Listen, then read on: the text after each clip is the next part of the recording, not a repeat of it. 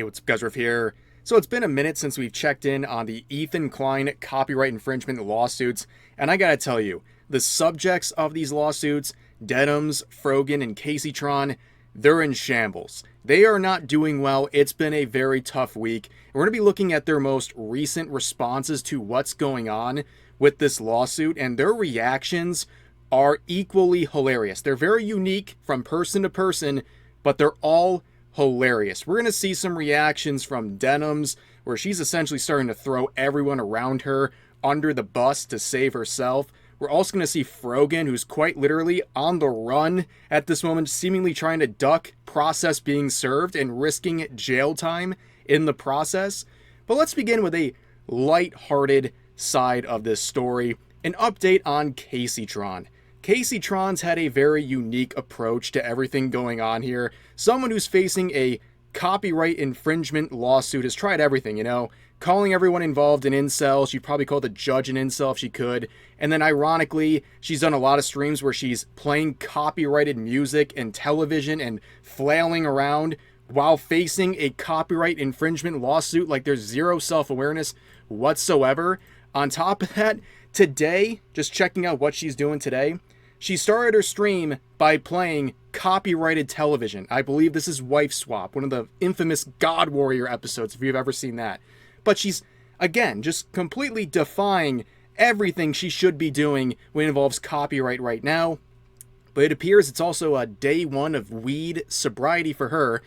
She might need the extra cash for the lawsuit, but you know what? Hey, whatever it is, her getting sober in this process, I guess that's a W for everyone. But as you can see, her GoFundMe is not doing too great. She's doing better than everyone else, but it's a long, long ways away. And she was kind of the dark horse in all of this, if you guys remember. About a month ago, she shot ahead of everyone else and their GoFundMes. She went all the way from like 20 to over 40,000 in the course of like 2 days. And I was like, wow, she might actually get this done. There's a chance. And then the wheels fell off. She's gotten only like maybe $2,000 in the past almost month. It's not looking too great for her legal defense fund. Now, what we're talking about today is her reaction to some of the realities of what's going on here. The wall's kind of creeping in on her, and she's resorting to witchcraft. Yes, she is resorting to witchcraft on TikTok to try to ward off Ethan Klein and his lawsuit. I am not joking. I had really had to check, because you see the name, Kaceytron69. The content is like parody worthy, and I had to check. In her link tree here, this is her real TikTok account. Let's get a quick little taste of what her TikTok account is like before we watch the witchcraft she's going to perform on Ethan Klein in this lawsuit. I'm like a content creator on Twitch and I'm being sued by an Casey owned a bar, but she... So I was coming to Olive Garden to try to just get my mind off of things. Yeah, of course. You said the artichoke did?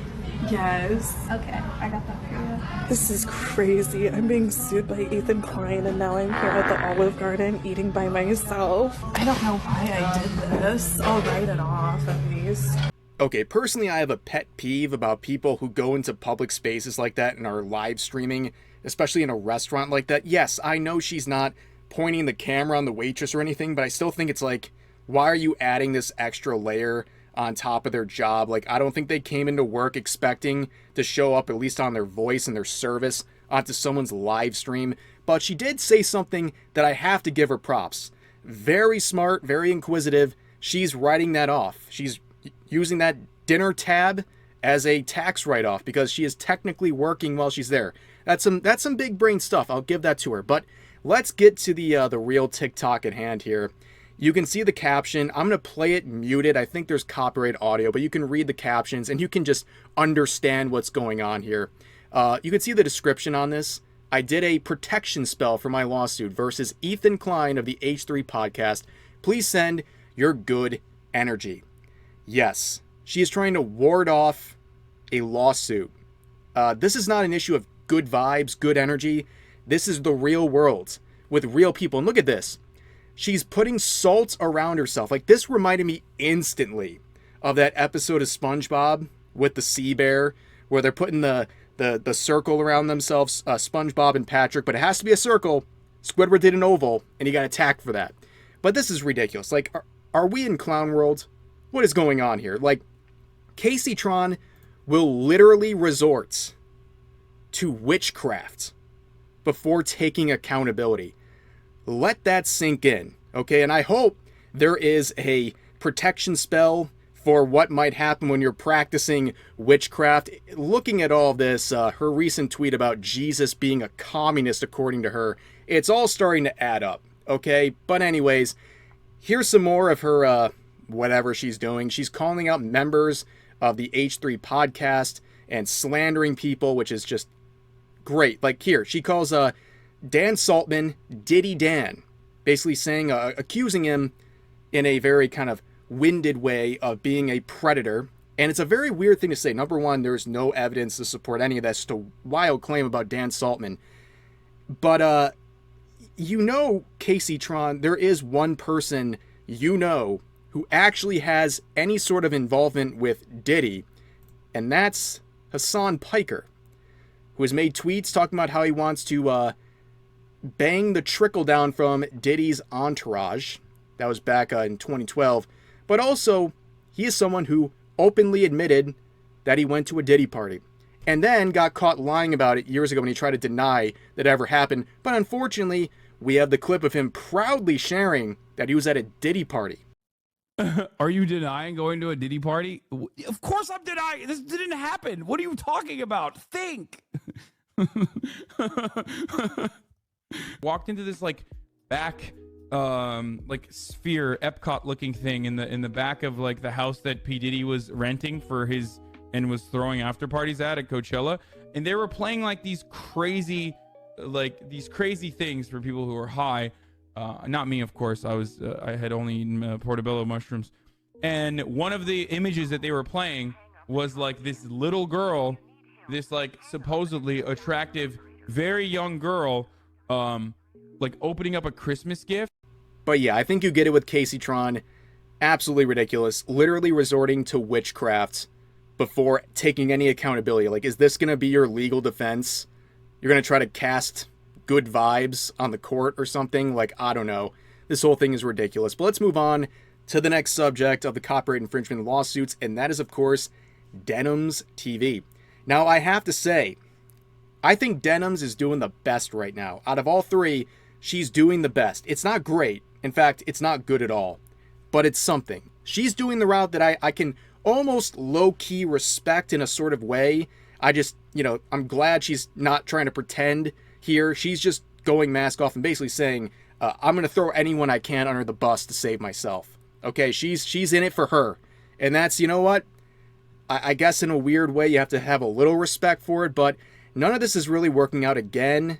Her GoFundMe is sitting around the same mark it was about a week ago, the last time we checked in, at $39,000 out of $100,000. Again, the wheels have completely fallen off, but there's a lot of interesting developments involving Denims in particular. And she has legal counsel. In fact, it appears at least one of the attorneys she's working with is also working with Kaceytron. But ironically enough, it appears that Frogan has no representation, which we'll talk about here in just a second. But this is what a lot of people are talking about.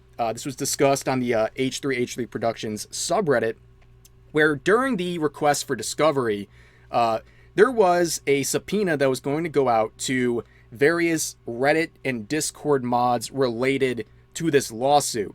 And what's really interesting here is in this discovery request, not only did Denims representation not exercise their right to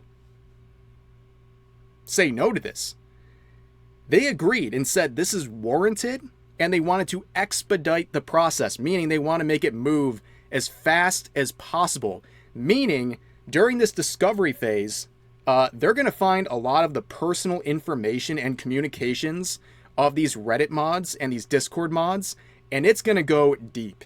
Ladies and gentlemen, based on the scope of this lawsuit, this is going to go real deep. Those people on the H3 Snark subreddit, these Discord mods and the related communities of this lawsuit, they better be sweating right now. This is not looking good. This is not what you want to be a part of.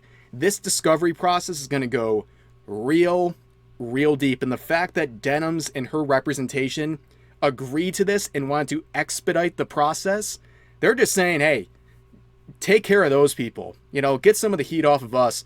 Go after those mods of those various platforms. Go after them. And this was something discussed by Legal Mindset. Let's get a little legal oomph to this because, of course, he's an actual attorney. And here's what he had to say about what Denims and a representation was doing in this situation. So Denims, their counsel had the ability to object to this. They had the ability to fight back against this. They made a decision. They elected to say, we are not going to raise any defense on behalf of the Reddit or Discord mods. We're not going to defend them in any way. We're not going to push back against this. We're not going to say, hey, let's wait till after we do this conference, which is when we would normally have discovery. Normally discovery would happen later on, right? No. Let's let them get all of their personal identifying information. Let's let them make this happen now. And I think this may be surprising to a lot in that camp, in the Denims camp or in the mod camp or et cetera, whatever that is, who thought they were going to be this one big team fighting against the evil villain, Ethan Klein. That's not how it's working. How this is going to look is more like a sinking ship. It's more like a ship that just took a full broadside from the USS Ethan Klein. It's taking on water. It's going down, and they are fighting over the one leaky lifeboat off of the ship. Not to mention that leaky lifeboat is likely going to be captured by Ethan Klein in the end. Okay, so now we're moving on to the final subject of this video, the third party of these copyright infringement lawsuits. Frogan, the Froganator, the two-time Twitch rising star. I gotta admit, I'm disappointed in Frogan. Yeah, I'll say it. You know, for a while, I thought she was the one doing the least bit correct. Like, she wasn't doing anything amazing, but she wasn't doing anything, which I think is something. Okay, bear with me there. We're going in circles, but what I mean is, she really wasn't responding to anything. She wasn't talking about the lawsuits. All she did was announce her GoFundMe and then just pretty much ignore everything going on, right? Which is a smart move. It seemed like something her attorneys were telling her. Well, it turns out her kind of ignoring things and not talking about it publicly was just a symptom of her burying her head in the sand. That's pretty much it. That's what's happening with Frogan right now, and it's very obvious. She wants to bury her head in the sand and act like this isn't happening. That is not good. Ladies and gentlemen, that is not going to work. This is the real world. You can't put spells like Frogan's doing. You can't perform witchcraft to try to manifest this away. No, this is real life. It's happening. Ethan has the means and has the pettiness. He is not giving up on this. I think everyone knows this. The subjects of this lawsuit are going to settle or they're going to ultimately go to court. Okay, this is really bad. You can't just pretend like this isn't happening. And there's something very interesting going on here. Number one, like I said, it appears she doesn't have an attorney. And if she can't afford it, there's two reasons for this. Either she can't afford it, or again, she's burying her head in the sand and acting like, well, this isn't happening, I won't acknowledge it, and getting a lawyer is acknowledging it, whatever. But her defense fund, her GoFundMe, is woeful. It's terrible. She's got $35,000 raised in over a month, and unfortunately for her, she made her goal $200,000, and if she doesn't reach that $200,000, everyone gets refunded. She loses all the money. It's not like she gets to keep whatever she got. No, it's all gone. That's how GoFundMes work. So, if she can't afford an attorney now, she's never going to, because yeah, this is a very bleak situation. The only way these people are getting their GoFundMes completed in the next two or 3 years is if someone just pays it all off. Right, some oiler comes in and just pays off everything, but I don't know. Do you think that's going to happen? I don't think so. But some more evidence of her kind of burying her head in the sand here is from another attorney named Tony, who you can see his channel here. He's made 1 million videos talking about this, these sets of copyright infringement lawsuits, and he's made a lot of very interesting observations. The other day, about a week ago, he talked about the process, process being served here, and the service processor made multiple attempts, I believe 4 attempts, to serve Frogan, and every single one was unsuccessful. And I think there's some valid criticism, as this attorney raises as well, where you can see the times, right? 2:30 a.m., kind of a weird time to serve someone. Like, the chances of them actually responding is pretty low, when it's already probably low, because I think Frogan's just ducking all of this. And also, like, wouldn't it be so easy to just be like, oh, she's live. Okay, I'll go knock on her door. If they really do know her, where she is, and it seems like someone who's charging, I believe, $2,500 for serving her or attempting to, and someone who does this as a living, I'm pretty sure they have the right place. So why wouldn't you just see, because she announces when she goes live, like, wouldn't you serve her Ben? Wouldn't that make sense? But that's not what they did, and they were unsuccessful at getting this done. And that leaves kind of an interesting direction here, where now there is substituted service, as we'll see discussed here in just a moment, where basically you go to the judge and you're saying, well, I tried to serve this individual. It was unsuccessful. They're either ducking us or we just weren't successful in finding them at their place, their address, and we instead left papers there.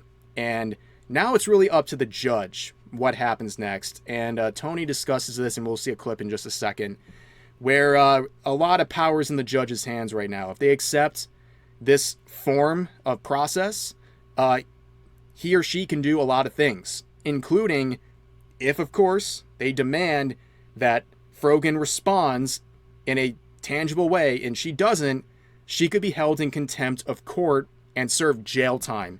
And also on top of that, if she continues burying her head in the sand and ignoring all this and trying to pretend like it'll all just go away if she ignores it, she risks a summary judgment for Ethan Klein, which means he would automatically win. That would be really bad, but let's listen to this clip real fast. So the party will normally notify the court. The court at this point has already been notified of the substitute service and the fact that the court will read these documents and realize that Frogan is trying to escape being served. And the court may issue an order to show cause or a motion to compel. The next step could be the judge issues a contempt order. So if you still don't respond, so now it's not just Ethan saying, hey, respond. It's the court stepping in saying, you got to respond to me, regardless of you responding to Ethan, because I believe substitute service has been applied, has been successfully completed. So in that case, then the judge will issue a contempt order, and this can involve fines or even jail time to force your compliance. So they can actually get a warrant for you to put you in jail. So again, this is a very extreme example. Typically, people will actually just show up once the judge says they need to show up. Important, you wouldn't go to jail for just ignoring the lawsuit. You can go to jail for defying a court when a judge formally tells you to comply. So the next step is to see if the judge wants her to comply. Ooh, I gotta be real, guys. It's not looking great, okay? Obviously, I don't have the highest view of these three individuals, but, I don't think it's going to work out for them. Or at least it's not going to work out well. At best, as it's been suggested over and over again by people like Legal Mindset, they should have settled as soon as possible. Maybe some of them are. I mean, I guess without attorney, Frogan is unlikely to settle anytime soon, but we may see Denims or Kaceytron do that, like at least be smart enough to do that. I don't know. That's their best shot here, but everything is working against these three. And does anyone feel sorry for them? Not really. They kicked the bear, so to speak, and Ethan Klein is relentless. You can like the guy, don't like the guy, whatever you think about the guy. You can agree he's relentless, and he's petty, and a man with means. And he is pushing this as hard as he can, and it's gonna be pretty crazy how this turns out. But if I were involved, I was one of these people, one of these three individuals, I would settle. I would save myself future financial harm. I would save myself probably the next year or so of embarrassment, public humiliation, getting dragged through this and people farming me for content. Yeah, that's what I would do, but who knows what's in store. But that is the update for today. As always, feel free to share your thoughts about today's topics in the comment section down below. Hope you guys enjoyed the video, and I'll see you next time.